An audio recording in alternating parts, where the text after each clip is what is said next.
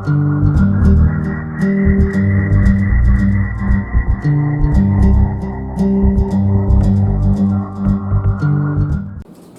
us now see example number 2.8.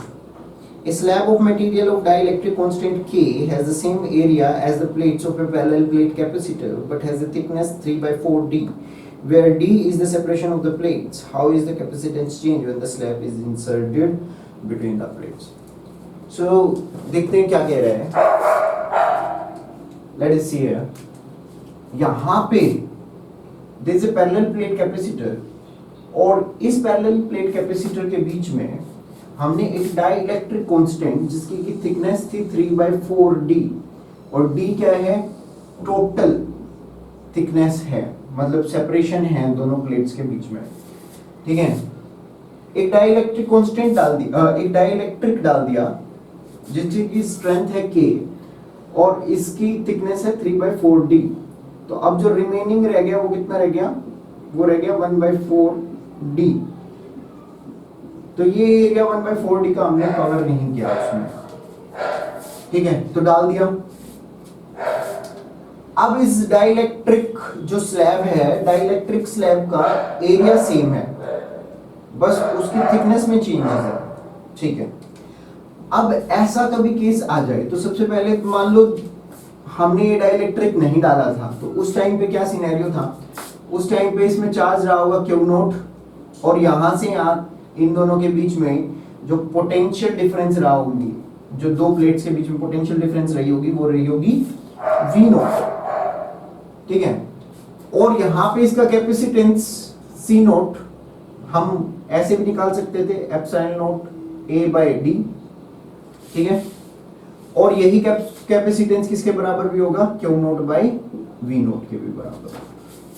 ठीक है, अब वो क्या कह रहा है कि एक डाइलेक्ट्रिक डाल दिया हमने. अच्छा चलो, डाइलेक्ट्रिक डाल दिया तो उसकी कैपेसिटेंस में कुछ चेंज होगा, इसकी कैपेसिटेंस बढ़ जाएगी, ये हमें पता है. अब डाइलेक्ट्रिक डालने से कितनी कैपेसिटेंस बढ़ रही है वो ये क्वेश्चन में पूछ रहा है. देखो भाई, मैं डायरेक्टली निकाल लेता अगर स्लैब की जो विड्थ होती, जो इसकी थिकनेस होती, वो सेम होती जितनी सेपरेशन है इन दोनों प्लेट्स के बीच में, तब तो क्या था, तब तो मैं डायरेक्टली क्या करता, ये फॉर्मूला लगा देता and I will get my answer. ठीक है, बट ऐसा है नहीं. जब भी ऐसा केस दे रखा हो, वेट अ मिनट,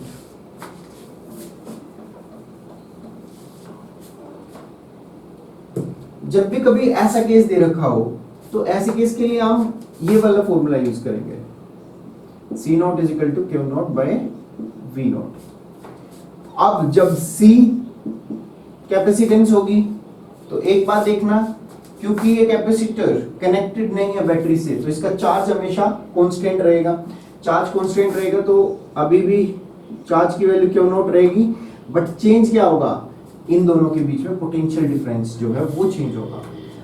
अब अगर मैं ये निकाल लूं कि ये पोटेंशियल डिफरेंस कितना चेंज हुआ है, तो मेरा आंसर आ जाएगा. ठीक है, सो लेट अस सी कि ये पोटेंशियल डिफरेंस कितना चेंज हुआ. सो यहाँ पे देखते हैं ये पोटेंशियल डिफरेंस चेंज हुआ किसकी वजह से है. पहले ये पोटेंशियल डिफरेंस चेंज हुआ है डाइलेक्ट्रिक स्लैब डालने की वजह से. ठीक है, तो इसका मतलब क्या है कि 3/4 डी इतनी विड्थ तक, इतनी थिकनेस तक पोटेंशियल डिफरेंस कुछ और होगा V1, और इतने डिफरेंस का पोटेंशियल डिफरेंस कुछ और होगा V2. ठीक है, तो ये V क्या होगा, ये V1 प्लस V2 होगा. अब मैं एक बात आप लोगों को पता होगा कि V क्या होती है, V होती है E into D, electric field into distance between the two plates. ठीक है, अब यहां पे V नोट था, तो पहले V नोट था तो क्या रहा होगा, V naught into E naught into D. V naught is equal to E naught into D, ये रहा होगा. ठीक है, अब V1 को अगर मैं देखूं और V2 को अगर मैं देखूं, तो सबसे पहले मैं V2 का लिख लेता हूं. V2 में तो इलेक्ट्रिक फील्ड की वैल्यू वही है E नोट, बस डिस्टेंस थोड़ा सा चेंज हुआ है, 1/4 डी.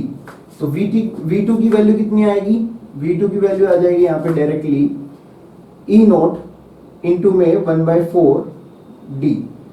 ठीक है, सो ये वैल्यू आ गई, या इसको मैं ऐसे लिख सकता हूँ E नोट D/4. तो ये तो आ गई V2 की वैल्यू यहां से। इसका मतलब क्या है, यहां से यहां तक का पोटेंशियल ड्रॉप इतना हुआ है, ठीक है। प्लस अब V1 में पोटेंशियल ड्रॉप कितना होगा, यहां से यहां तक, ठीक है।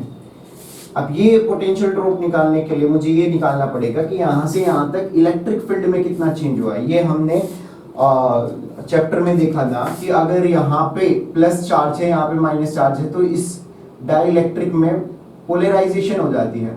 पोलराइजेशन हो जाती है तो यहाँ पे माइनस चार्जेस आ जाते हैं डाइलेक्ट्रिक के अंदर, और यहाँ पे प्लस चार्जेस आ जाते हैं, और इसकी वजह से एक इलेक्ट्रिक फील्ड बनती है, ठीक है। तो वो इलेक्ट्रिक फील्ड की वैल्यू कितनी होगी इस इलेक्ट्रिक फील्ड को माइनस करने के बाद। तो कहने का मतलब क्या है, इस इलेक्ट्रिक फील्ड, इस रेंज की इलेक्ट्रिक फील्ड की वैल्यू क्या होगी, ये निकालना चाहता हूं मैं। सो यहां पे देखना जरा, इस रेंज की इलेक्ट्रिक फील्ड की वैल्यू क्या होगी। मैं V1 के लिए यहां पे फिलहाल के लिए मान लेता हूं E इंटू कितना 3/4D। अब ये E की वैल्यू अगर मैं निकाल लूं करेक्टली तो मेरा आंसर सोल्व हो जाएगा सारा। तो आप देखिएगा कि E का K से के साथ क्या रिलेशन होता है, ये मुझे पता होना चाहिए। ये मैं चैप्टर फर्स्ट से जानता हूं। K क्या होती है, K होती है रिलेटिव परमिटिविटी और डाइलेक्ट्रिक स्ट्रेंथ, जिसको कि हम रिप्रेजेंट करते हैं ओरिजिनल इलेक्ट्रिक फील्ड अपॉन में जो इलेक्ट्रिक फील्ड अब बनी है, ठीक है। So this is what, this is relative permittivity. ये चैप्टर फर्स्ट से जानते हैं हम। तो यहां पे देखिएगा E की वैल्यू कितनी आ जाएगी, E की वैल्यू आ जाएगी इलेक्ट्रिक फील्ड ओरिजिनल अपॉन में K, ये आ जाएगी। अब ये वैल्यू को मैं यहाँ पे पुट कर सकता हूं। यहाँ पे जैसे मैं इस वैल्यू को पुट करूंगा कितना आ जाएगा, ये आ जाएगा E नॉट अपॉन में 4K इंटू में 3 E नॉट D, ठीक है। ये वैल्यू मैं यहाँ पे पुट कर दूं, तो जब मैं यहाँ पे इस वैल्यू को पुट करूंगा तो I will get E not 3/4K into में D। अब वोल्टेज क्यों निकाल रहा हूं, तो यहाँ से जो कॉमन है वो चीजें बाहर निकाल लेते हैं। तो मेरा E नॉट कॉमन है और D कॉमन है, ठीक है। इसके साथ साथ आप देख सकते हैं अब मेरे पास अंदर क्या रह जाएगा, अब मेरे पास अंदर रह जाएगा 3/4K प्लस 1/4, जिसको कि मैं लिख सकता हूँ E नॉट D इंटू में 3 प्लस K अपॉन में 4K। ये वैल्यू आ जाएगी मेरे पास। सो ये V की वैल्यू है। अब इस V की वैल्यू को मैं यहाँ पे पुट कर सकता हूँ इस इक्वेशन में। अब जब मैं फर्स्ट इक्वेशन में इस V की वैल्यू को पुट करूंगा तो but I will get C Q not by V। अब V यहाँ पे क्योंकि V ही चेंज हुआ था तो इसकी वैल्यू पुट कर देता हूँ मैं। वैल्यू जब मैं पुट करूंगा तो E नॉट D, तो क्या चला जाएगा, ऊपर चला जाएगा 4K अपॉन में 3 प्लस K। तो ये वैल्यू ये आ गई। अब मैं इसको कंपेयर करके देख लेता हूं इससे। यहां पे देखिएगा Q not by V not और Q नॉट ये है, E नॉट D क्या है, E not D V not था। तो इसको मैं लिख सकता हूं ऐसे Q not by V not 4K 3 plus K। सो ये हमने लिख दिया। और ये चीज क्या है, ये हमारा ओरिजिनल कैपेसिटेंस जो था। तो C is equal to C naught 4K 3 plus K। तो अब मेरी कैपेसिटेंस बड़ी कितनी है, मेरी कैपेसिटेंस बड़ी है इस फैक्टर से, ठीक है। So this is my new capacitance, ठीक है। So this was your question. So question was very simple. यहाँ पे आप देख सकते हो ये चीजें है बहुत सिंपल, बट आपको शुरू में बेसिक कंसेप्ट्स का पता होना चाहिए चैप्टर फर्स्ट से।